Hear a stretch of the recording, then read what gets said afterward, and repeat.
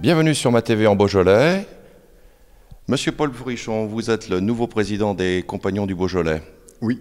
Est-ce que vous pouvez nous définir pour nos téléspectateurs qui ne connaîtraient pas particulièrement bien les Compagnons du Beaujolais, ce dont il s'agit?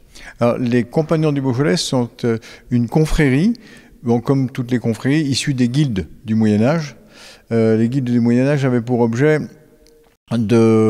d'assurer la solidarité entre les membres d'une même corporation.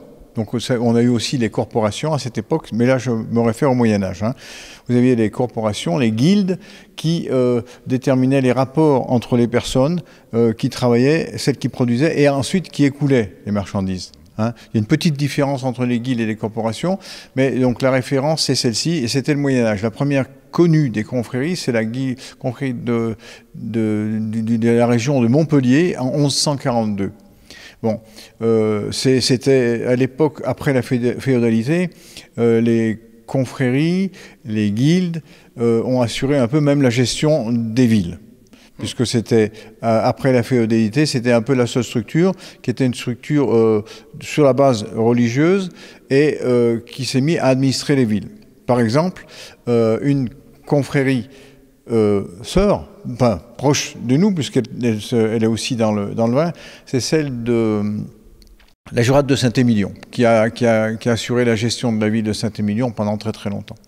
À la Révolution, les confréries, les corporations, tout ça ont été abolis. Et bon, il a fallu attendre après 1902 pour que renaissent les associations. Donc 1901 exactement.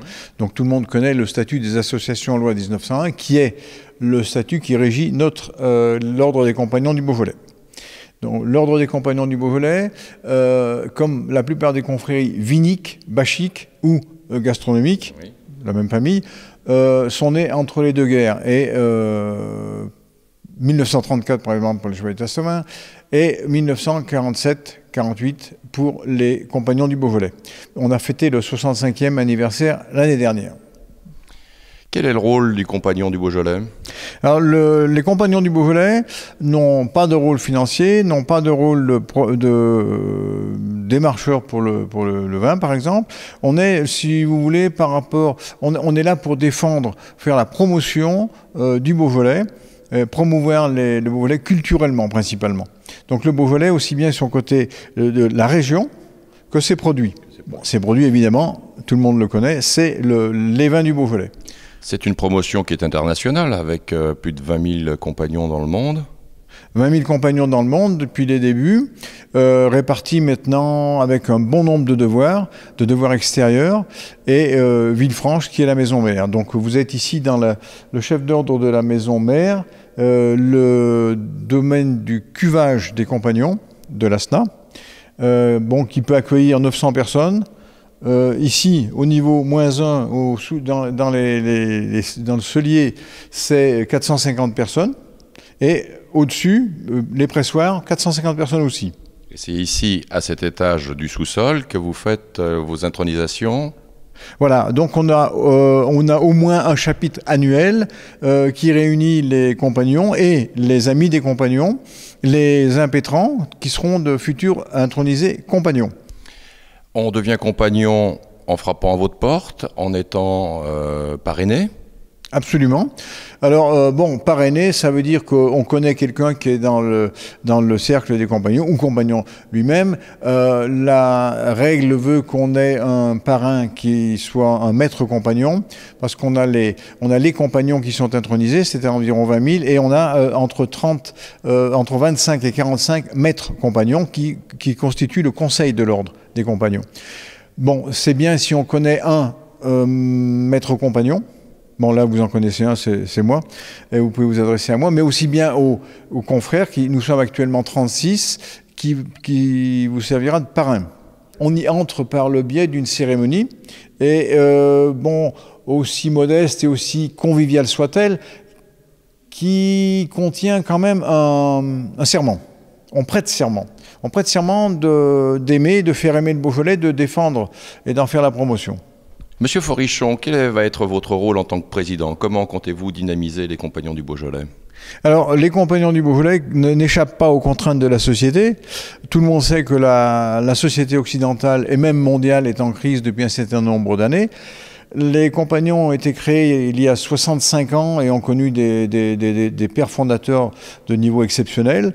Tout s'est très bien passé et simplement les conditions extérieures ont changé, ont beaucoup changé.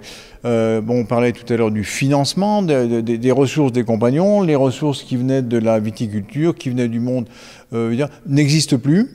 Par exemple, on a un bureau qui est au 210, c'est-à-dire le 210, c'est le cœur c'est là où bat le cœur du vignoble. 210 boulevard Vermorel. À Villefranche, voilà. Et nous devons payer maintenant, depuis cette année, un loyer. Donc le premier problème qui se pose, c'est le problème du financement. Heureusement, nos pères fondateurs ont été sages et ont fait acquisition de ce beau bâtiment que vous voyez, qui date de 1786. Ce beau bâtiment, aujourd'hui, c'est notre principale ressource. Il existe aussi le grumage, mais la ressource principale étant la location de ce beau bâtiment.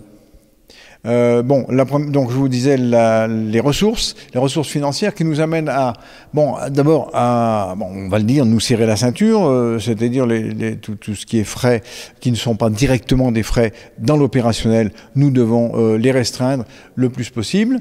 Et plus difficile d'aller faire la promotion, de se déplacer, d'aller à l'étranger. C'est de plus en plus difficile sur place. Donc on va aussi commencer l'année 1, puisque c'est un mandat de 4 ans qui a démarré le 1er juillet. Cette première année, nous allons nous centrer sur le Beaujolais. Nos actions seront principalement locales, régionales, nationales. Nous verrons pour l'international l'année prochaine.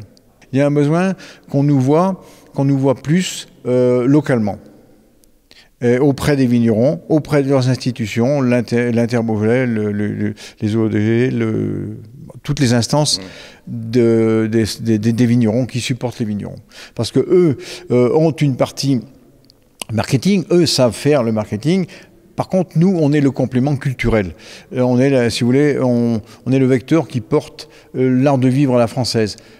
À l'intérieur, même de la France, mais on le fera à l'extérieur. Et aussi, par nos traditions, on représente aussi le patrimoine. Je vous remercie, Monsieur Paul Forichon, et vous dis à bientôt. Merci à Maclever Beaujolais de m'avoir offert cette occasion de m'adresser à ses téléspectateurs.